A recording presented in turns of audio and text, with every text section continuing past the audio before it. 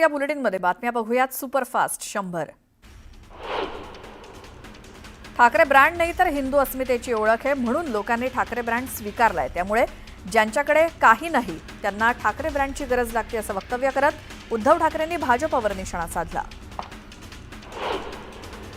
उद्धव ठाकरेंनी भाजपवरती हल्लाबोल केला. भाजपनं चोरून मतं मिळवली, तोडाफोडा आणि राज्य करा, सामान्य जनतेला चिंताग्रस्त ठेवायचं असं भाजपचं धोरण आहे असा टोला उद्धव ठाकरेंनी लगावला. शिवसेनेचं अस्तित्व कुणीही संपवू शकत नाही. ते चिन्ह चोरतील, पक्ष चोरतील, मात्र लोकांचं प्रेम कसं चोरणार असा खोचक टोला उद्धव ठाकरेंनी एकनाथ शिंदेंना लगावला. तर सर्वसामान्य जनता आणि साधा कार्यकर्ताच शिवसेनेसोबत आहे आणि ज्यांना शिवसेनेनं मोठं केलं ते गेले अशी खंत उद्धव ठाकरेंनी बोलून दाखवली. मतदान हे मतपत्रिकेवरती व्हायला हवं. अनेक देशांमध्ये आजही बॅलेट पेपरवरतीच निवडणुका होतात असं ठाम मत उद्धव ठाकरेंनी व्यक्त केलं. विधानसभा निवडणुकीत भाजपला मिळालेल्या बहुमताबाबत उद्धव ठाकरेंनी प्रश्नचिन्ह उपस्थित केलं. भाजपला इतक्या जागा मिळतील हे त्यांना स्वप्नात देखील कधी वाटलं नसेल. भाजपचा सोडा, शिंदे गटालाही 50च्या वर जागा मिळाल्या आहेत. हा जादूटोणा आहे की काय असा खोचक सवाल ठाकरेंनी उपस्थित केला. तर त्यांनी रेडा कापला असेल, त्या रेड्याचा नाहक जीव गेला अशी मिष्कल टिप्पणी त्यांनी केली. सत्तेसाठी आमदार खासदार फोडण्याचा प्रयत्न करण्यात आला. सत्ता आणि पैशाचा अतिरेकी वापर निवडणुकांमध्ये झाला. आता पुन्हा एकदा पालिकेत सुद्धा तोच खेळ होईल असा गंभीर आरोप उद्धव ठाकरेंनी केला. तर ही लोक निवडणुकीचा प्रचार तरी कशाला करतात? जर यांना आमदार फोडूनच राज्य स्थापन करायचं असेल तर प्रचाराला जाऊच नये असा टोमणा ठाकरेंनी लगावला.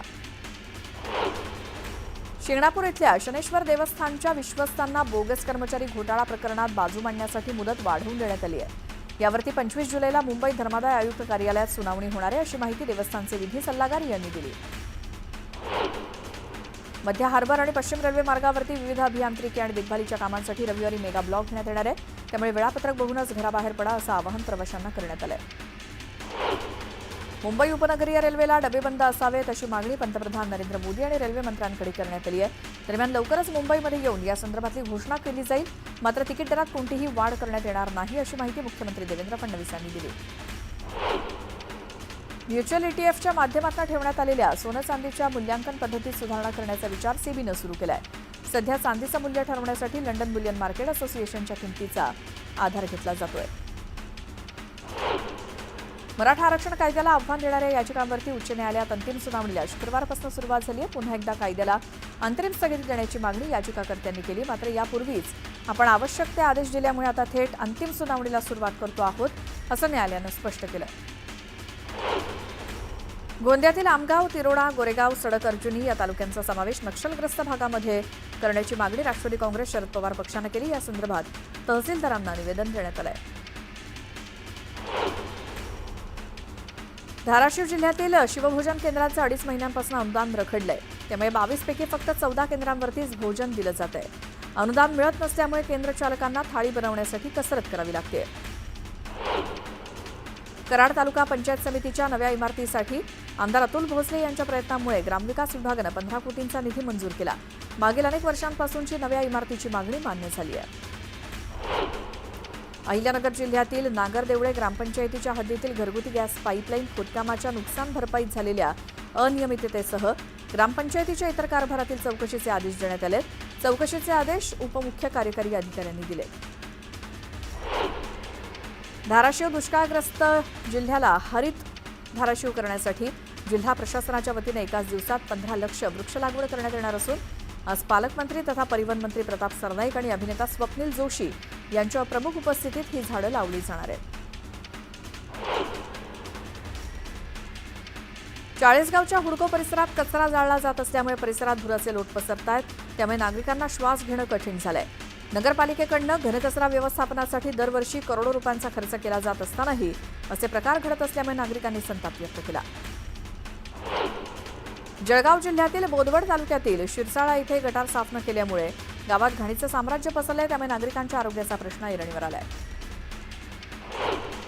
महाराष्ट्राचे मुख्यमंत्री देवेंद्र फडणवीस यांच्या वाढदिवसानिमित्तानं मुख्यमंत्री वैद्यकीय सहायता कक्षाला देणगी देऊन मदत करावी असं आवाहन मुख्यमंत्र्यांनी केलं. या आवाहनाला तत्काळ प्रतिसाद देत सोलापूर शहर मध्यचे आमदार देवेंद्र कोठे यांनी 5,55,555 रुपयांचा धनादेश मुख्यमंत्री सहायता निधीला दिलाय. शहापूर तालुक्यात मागच्या 2 महिन्यांपासून पडत असलेल्या पावसामुळे धरण क्षेत्राच्या पाणीपातळीत मोठ्या प्रमाणात वाढ झाली. मुंबईला पाणीपुरवठा करणारं तांचा धरण 98% भरलंय, तर ओव्हरफ्लो होण्यासाठी केवळ 2 फूट बाकी आहे. मुंबईसह संपूर्ण राज्याकडे पावसानं पाठ फिरवली असताना शुक्रवारी जारी करण्यात आलेल्या राष्ट्रीय स्तरावरील हवामान अंदाजानं महाराष्ट्राला दिलासा मिळण्याची शक्यता आहे. या अंदाजानुसार 24 ते 31 जुलै दरम्यान महाराष्ट्रासह मध्य भारतातील काही भागात जोरदार पावसाची शक्यता आहे. जळगावच्या वरणगाव ते बोदवड रोडवरच्या नागेश्वर मंदिराजवळ आणि फुलगाव इथल्या ब्रिटिशकालीन रेल्वे पुलाखालील बोगद्यात पावसाचं पाणी तुंबलंय, त्यामुळे नागरिकांचे मोठे हाल होत आहेत. धारावी पुनर्विकास प्रकल्पांतर्गत रहिवाशांना पात्र आणि अपात्र करण्यासाठीचं सर्वेक्षण वेगानं सुरू असून आता सर्वेक्षणापासून वंचित राहिलेल्यांना यात भाग घेता येणार आहे. याचाच एक भाग म्हणून आगळीवेगळी जनजागृती मोहीम राबवत धारावीकरांना प्रतिकात्मक चावी देण्याचा उपक्रम राबवण्यात आलाय. अनुकंपा तत्वावरील अनुशेष तडका भरला जाईल, सफाई कामगारांना हक्काची घरं दिली जातील, अशी ग्वाही उपमुख्यमंत्री अजित पवार यांनी दिली. मुंबईतील सामाजिक न्याय विभागानं दिव्यांगांसाठी दरमहा दिल्या जाणाऱ्या अर्थसहाय्यता निधीमध्ये 1,000 रुपयांची वाढ करण्याचा निर्णय घेतलाय. दिव्यांग कल्याण मंत्री अतुल सावेंनी शुक्रवारी विधानसभेत ही माहिती दिली. या निर्णयामुळे राज्य पुरस्कृत योजनांचा लाभ घेणाऱ्या दिव्यांग लाभार्थ्यांना दरमहा अधिक मदत मिळून दिव्यांग बांधवांचं जीवन अधिक सुसह्य होणार आहे. राज्यात 7,378 सफाई कामगार आजही हातानं मैला उचलण्याचं काम करतायत, असं सरकारनं विधानसभेत मान्य केलं. त्यामुळे ही पद्धत कायमची बंद होण्यासाठी धोरण आखलं जाणार असून सफाई कामगारांनाही त्यांच्या हक्काची घरं देण्यासाठीची योजना आणली जाईल, असं आश्वासन उपमुख्यमंत्री अजित पवार यांनी दिलं. मुंबईमधील 798 शिक्षकांचं मुंबईतच समायोजन होणार असल्याचे स्पष्ट संकेत मिळाले. या संदर्भात विभागीय शिक्षण उपसंचालकांनी आदेशपत्रासोबत शिक्षकांच्या नावांची यादी महापालिकेला पाठवली आहे.